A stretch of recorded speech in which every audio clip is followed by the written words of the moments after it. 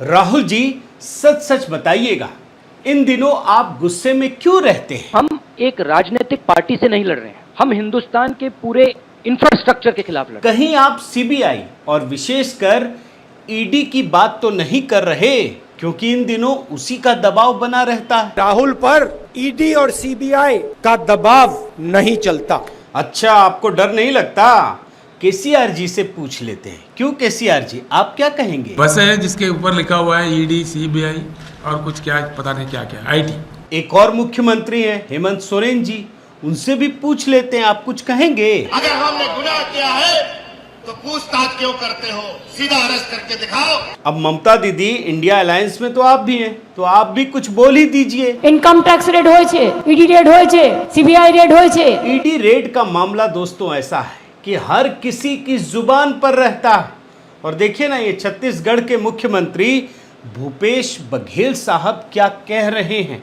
आपने अगर नहीं सुना है तो सुन लीजिए। भारतीय जनता पार्टी अकेले नहीं लड़ती, उसके साथ ईडी है, आईटी है, डीआरआई है, सीबीआई है। अब ऐसे मुद्दे पर महबूबा मुफ्ती को भी सुनना जरूरी है। कहाँ आर्टिकल 370 पर क्या कुछ कह रही थी, ईडी के रेड पर तो जुबान ही बदली हुई है। सुनिए ना। अगर आपको फाइट करना है मुझसे तो पॉलिटिकली फाइट करो, fight me politically, not through NIA, ED and CBI. अब आप कह रहे होंगे दोस्तों, या सोच रहे होंगे कि अचानक मैं ईडी पर इतनी सारी चीजें क्यों दिखा रहा हूं, इतने पुराने बयान और ईडी को लेकर जो कुछ भी कहा गया है। तो इस मामले में ऐसा है कि ईडी करते करते ये सारी पार्टियां सुप्रीम कोर्ट पहुंच गईं। और ये जो इंडिया INDIA वाला जो गठबंधन है, इन्होंने पता नहीं क्या किया, क्या हुआ। सुप्रीम कोर्ट ने जो ईडी डायरेक्टर है उसके एक्सटेंशन को 31 जुलाई तक रोक दिया, सिर्फ 1.5 महीने पहले तक। इसके बाद इन लोगों में खुशी एकदम का माहौल हो गया। फिर सुप्रीम कोर्ट सरकार पहुंच गई, उसने कहा कि नहीं भैया 1.5 महीने और दीजिए, बहुत सारे काम बचे हैं। और कुछ उन्होंने बातें बताई, अभी तो मैं आपको दिखाऊंगा। सुप्रीम कोर्ट ने हामी भर दी। फिर क्या था, पूरे इकोसिस्टम में दहशत फैल गई। और मैं आपको आज एक और विशेष चीज़ दिखाऊंगा कि इनके इकोसिस्टम का एक व्यक्ति हैं, बहुत बड़े पत्रकार पुण्य प्रसून जी।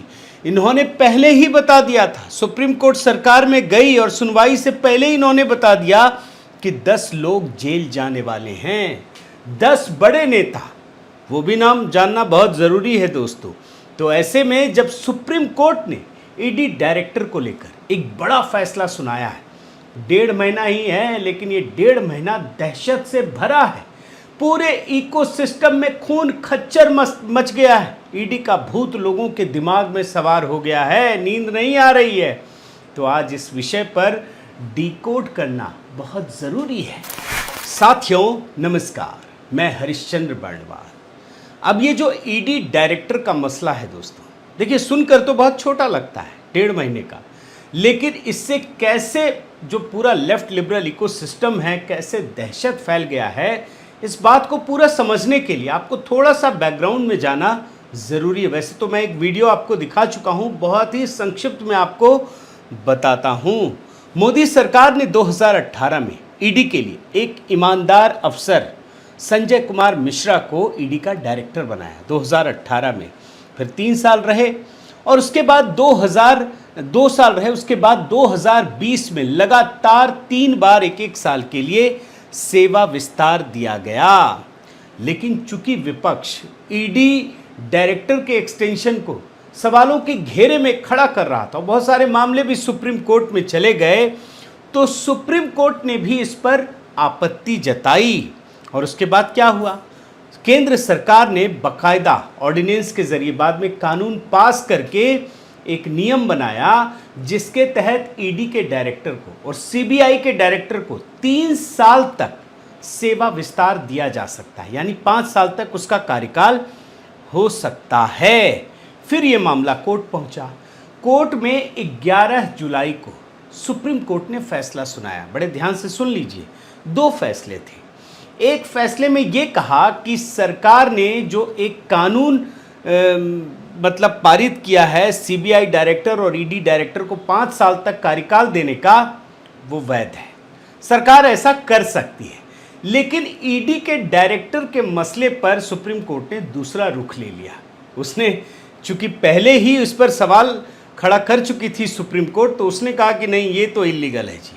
5 साल हुआ नहीं था, लेकिन सुप्रीम कोर्ट को चूंकि अब क्या था आप समझिए इस बात को, उसने कहा कि नहीं अब इसको आपको ख़त्म करना पड़ेगा, इनका कार्यकाल आगे नहीं बढ़ सकता है।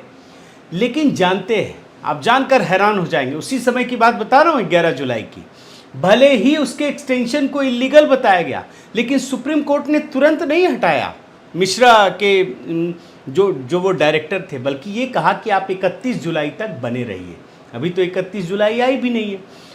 तो इस मामले में सुप्रीम कोर्ट ने माना कि ये जनहित का मामला है, जबकि केंद्र सरकार बार बार कह रही थी कि अब तो 1.5 महीने का ही कार्यकाल बचा है इसके बाद, और FATF का मामला है तो आप ऐसा मत कीजिए, इनको पूरा कार्यकाल करने दीजिए। लेकिन सुप्रीम कोर्ट ने नहीं माना। अब उसके बाद 11 जुलाई की बात कह रहा हूं, जैसे ही सुप्रीम कोर्ट का ये फैसला आया, लेफ्ट लिबरल इकोसिस्टम में एकदम मतलब खुशी की लहर दौड़ गई। सब जोश और उत्साह में आ गए कि अरे हमने तो बहुत बड़ा जो युद्ध है, संघर्ष है, वो जीत लिया है। सिर्फ 1.5 महीने, वो भी एक व्यक्ति की बात थी। अब मैं आपको कुछ चीज़ें दिखाता हूं जिससे आपको समझ में आएगा कि किस प्रकार की खुशी मना रहे थे ये लोग। देखिए, ये है महुआ मोइत्रा, TMC पार्टी की बड़ी नेता बनी हुई, हालांकि वो तो काफ़ी सुन भी चुकी हैं ममता बनर्जी के द्वारा। आप इनका ट्वीट पढ़िए, victory in my play in SC against extension of ED director. मतलब इनकी याचिका थी जिस पर सुप्रीम कोर्ट ने फैसला सुनाया, तो ये कह रही हैं अपनी प्ली के ऊपर कि thank you Supreme Court for ruling extension invalid. BJP, we shall fight you in the polls, we shall fight you in the courts, we shall fight in the fields and in the streets, we shall never surrender। अब ये तो मान ही सकते हैं कि सड़क पे तो ये लोग लड़ते ही हैं, कितने सारे मामले आ चुके हैं, लेकिन सुप्रीम कोर्ट में ये जीत गए, दावा कर रही हैं। खुशी देखिए। और इसके बाद जो रणदीप सुरजेवाला हैं, बड़े नेता हैं ये कांग्रेस के, राहुल के खास हैं, गांधी परिवार के, इनका देखिए। अभी मैंने दिखाया था ना कि महुआ मोइत्रा कह रही है मेरी याचिका पर, ये क्या कह रहे हैं, आज मेरे द्वारा दायर की गई याचिका पर सुप्रीम कोर्ट ने मोदी सरकार द्वारा ED डायरेक्टर को लगातार दिए गए सेवा विस्तार को पूरी तरह से अवैध ठहराया है। अब किसकी याचिका है आप खुद सोचिए, महुआ मोइत्रा की है या रणदीप सुरजेवाला की है। दरअसल विपक्ष के जरिए लगातार उठती जनता की आवाज को दबाने, राज्यों में लोकतांत्रिक तरीके से चुनी हुई विपक्षी सरकार को अस्थिर करने और विपक्ष के नेताओं को डरा धमकाकर अपनी पार्टी में शामिल कराने के लिए मोदी सरकार जांच एजेंसियों को कैसे बीजेपी के फ्रंटल इकाई की तरह इस्तेमाल करती आ रही है, ये पूरा देश देख रहा है। आज सर्वोच्च न्यायालय के इस फैसले ने फिर से साबित किया है कि मोदी सरकार संविधान और कानून को ताक पर रखकर दिन दहाड़े लोकतंत्र का गला घोंटने में जुटी है। आप देख रहे हैं ना, एक फैसला क्या आया, संविधान ध्वस्त कर दिया इन लोगों ने, मोदी सरकार को बदनाम कर दिया। आगे बढ़िए, प्रियंका चतुर्वेदी, शिवसेना उद्धव ठाकरे वाली, excellent decision by the honourable supreme court, slap on the face of those who were misusing authority and through illegal tenure extensions had created an environment of terror and character assassination। बड़ी मेहनत से 11 जुलाई की चीज़ें निकाल कर लाया हूँ दोस्तों, यह आज का नहीं है। जब सुप्रीम कोर्ट ने फैसला दिया था, आप सिर्फ देखते चले जाइए। ये हैं कांग्रेस के जनरल सेक्रेटरी KC वेणुगोपाल, सरकार के मुंह पर तमाचा है ये कह रहे हैं। और आगे बढ़िए, RJD के नेता Manoj Jha, it puts the government in the dock, I don't know how the government would react.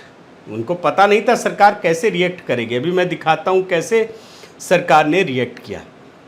और प्रशांत भूषण, कहने को तो वकील हैं, लेकिन हर पॉलिटिकल मामले में जो मोदी सरकार के खिलाफ कुछ भी होता है, इनकी खुशी कई गुना बढ़ जाती है। आप इनके ट्वीट से देख सकते हैं। हालांकि ED डायरेक्टर के एक्सटेंशन को बढ़ाने से भले ही सुप्रीम कोर्ट ने इनकार किया और लोग खुशी मनाने लगे, उसी समय केंद्रीय गृह मंत्री ने अमित शाह ने ट्वीट करके लोगों को बताया कि जो लोग खुश हो रहे हैं वो धोखे में हैं कि ईडी का काम धीमा पड़ जाएगा। ईडी एक संस्था है जिसे कोई हिला नहीं सकता। अब आप आगे का वो देखिए दोस्तों, हुआ क्या है और कितनी बड़ी खबर है। केंद्र सरकार एक बार फिर से सुप्रीम कोर्ट के दरवाजे पर पहुंची उसी याचिका को लेकर और वही तर्क के जरिए कि जो ईडी डायरेक्टर है उसे पूरा करने दीजिए कार्यकाल, जो 15 सितंबर तक है, सिर्फ 1.5 महीने की बात है। और याद रखिए पिछली बार भी केंद्र सरकार ने FATF की ही दलील दी थी। आप देखिए, ये सॉलिसिटर जनरल तुषार मेहता ने सुप्रीम कोर्ट में याचिका दायर की। और आप ये समझ लीजिए दोस्तों, जब मैं FATF की बात कर रहा हूँ, वित्तीय कार्रवाई कार्यबल एक अंतर्राष्ट्रीय निकाय है। ये मनी लॉन्ड्रिंग और आतंक वित्त पोषण को रोकने के लिए बनाया गया है। इसमें भारत समेत 200 देश शामिल हैं और रिव्यू के बाद ये संस्था रेटिंग जारी करती है। मेहता ने दलील दी कि FATF के रिव्यू से देश की रैंकिंग निर्भर करती है, इसलिए मिश्रा के कार्यकाल को बढ़ाने की ज़रूरत है। और मैंने आपको पिछले वीडियो में 11 जुलाई को बनाया था, आप देखिएगा, मैंने बताया था कि जो पाकिस्तान ग्रे लिस्ट में था और जो पाकिस्तान के साथ इतनी मुसीबतें आई वो इसी FATF की वजह से आई, जिसमें मिश्रा ने ईडी डायरेक्टर ने दलील दी थी और इसका बड़ा असर पड़ता है दोस्तों, इस बात को याद रखिए। और चूंकि ईडी डायरेक्टर कंटिन्यूएशन में काम कर रहे हैं, इस वजह से उनका होना ज़रूरी है, क्योंकि दलील दी जाती है, हर पक्ष अपनी बात रखता है और इसीलिए सरकार पहुंची। और आप याद रखिए, सुप्रीम कोर्ट ने सरकार की बात मान ली। अब क्या हुआ, सुप्रीम कोर्ट तो मान गई। अभी तो मैंने आपको सारी बैकग्राउंड की चीज़ें दिखा दी थी, सबकी खुशी काफूर हो गई, सत्ते में आ गए। क्या कुछ होने वाला है, कौन गिरफ्तार होगा, क्या होगा, सब डरे हुए हैं। अब क्या होगा मैं आपको आज अपनी तरफ से नहीं दिखा रहा, मैं आपको इन्हीं लेफ्ट लिबरल इकोसिस्टम के एक पत्रकार पुण्य प्रसून वाजपेयी, बहुत बड़े पत्रकार रहे ना, कई टीवी चैनलों में काम किया है, मैंने इनके वीडियो को देखा, परसों ही किया। जैसे ही सुप्रीम कोर्ट ये मामला पहुंचा उसी समय हुआ, जबकि चर्चा हुई नहीं थी। और इन्होंने ये तो एक पक्षीय तरीके से मोदी को देखते, इन्होंने बताया, आप देखिए, ईडी चीफ को बचाने पहुंची सरकार, इंडिया को तोड़ने की प्लानिंग तैयार, INDIA तैयार रहिए, 10 बड़े नेता जेल जाने वाले हैं। अब आप एक एक करके देखिए। इन्होंने पहला नाम लिया शरद पवार जी का, जो कोऑपरेटिव बैंक घोटाले में फंसे हैं। इसके बाद दूसरा नाम अभिषेक बनर्जी, कोयला घोटाले में फंसे। मैं सारा लिंक भी आपके लिए निकाल के लाया हूं कि कौन कहां फंसा है। तीसरा नाम Tejashwi Yadav, land for job case में, जो नौकरी के बदले जमीन घोटाला है उसमें। चौथा नाम उद्धव ठाकरे का, लेकिन ये खुद नहीं है बल्कि इनके साले साहब हैं श्रीधर पाटणकर, जिनकी करोड़ों की संपत्ति जब्त हो चुकी है। इसके बाद पांचवा नाम है फारूक अब्दुल्ला का, ये भी मनी लॉन्ड्रिंग केस में फंसे हुए हैं। छठा नाम भूपेंद्र सिंह हुड्डा का, अब देख लीजिए, इनके खिलाफ भी मनी लॉन्ड्रिंग का केस चल रहा है। सातवां नाम भूपेश बघेल का, शराब घोटाला, लेकिन खबर मैं बड़ी दिलचस्प लेके आया हूं, देखिए, Chhattisgarh liquor scam case, ED should arrest CM Bhupesh Baghel, interrogate him says आप। दिल्ली में जो पार्टी खुद शराब घोटाले में फंसी हुई है वो मांग कर रही है कि भूपेश बघेल को गिरफ्तार करो।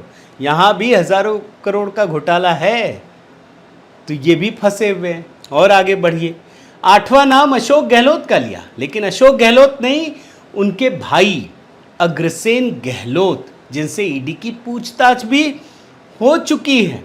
नवा नाम DK शिव कुमार, कर्नाटक कांग्रेस प्रेसिडेंट, मंत्री हैं, डिप्टी CM हैं, इनके खिलाफ भी है। और 10वां नाम अरविंद केजरीवाल। अब अरविंद केजरीवाल के लिए श्री 108 लगा लीजिए, दुनिया के सबसे ईमानदार व्यक्ति। तो ये 10 नाम बताया गया।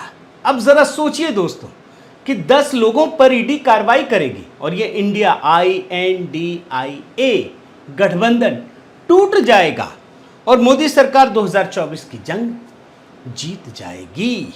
अब आप सोचिए, एक बड़ा पत्रकार जो इतने चैनलों में काम करता है, वो ये बताकर ये साबित करना चाह रहा है कि मोदी सरकार जीत जाएगी। आप सोचिए, जो इनके ये जो गोदी मीडिया, इनके जो भक्त हैं, वो क्या मतलब गोबर खा करके देखते हैं कि इतने में मोदी सरकार जीत जाएगी और सब कुछ बदल जाएगा? ये सवाल इसलिए पूछना ज़रूरी है दोस्तों कि ये किसी भी घटना को किस संदर्भ में देखने का प्रयास करते हैं। लेकिन यकीन मानिए दोस्तों, मोदी के काम करने का तरीका बड़ा हॉलिस्टिक है। जहां सबकी सोच खत्म हो जाती है, वहां मोदी की सोच शुरू होती है। और एक बात ये भी समझ लीजिए, वो छोटी छोटी चीज़ों पर काम नहीं करते। उनका दायरा बहुत बड़ा है, उनका स्केल बहुत बड़ा है, स्किल बड़ा है, हर चीज़। वो कहते भी हैं ना कि हम छोटे रूप में नहीं सोचते हैं। तो जब बड़ी बड़ी लकीरें खींची जाती है तो उसमें छोटी छोटी घटनाएं भी होती हैं। और ये जो पूरा का पूरा विपक्ष का कुनबा है, जो सिर्फ अपने स्वार्थ को ही देखता है, इसीलिए ईडी डायरेक्टर के एक्सटेंशन में जहां भारत सरकार पूरी दुनिया के पर्सपेक्टिव में एक बड़ी लकीर खींचना चाहती है, वहीं ये पूरा लेफ्ट लिबरल इकोसिस्टम सिर्फ भ्रष्टाचार के चंद मुकदमों को ही अपने लिए हार और जीत के तौर पर देखता है, देखना पसंद करता है, क्योंकि इनकी सोच ही यही है। बहुत बहुत धन्यवाद। आपसे निवेदन है साथियों कि आप मेरे चैनल को ज़रूर सब्सक्राइब कीजिए, लाइक कीजिए, शेयर कीजिए, कमेंट कीजिए और इस बेल आइकन को प्रेस करना मत भूलिएगा। नमस्कार।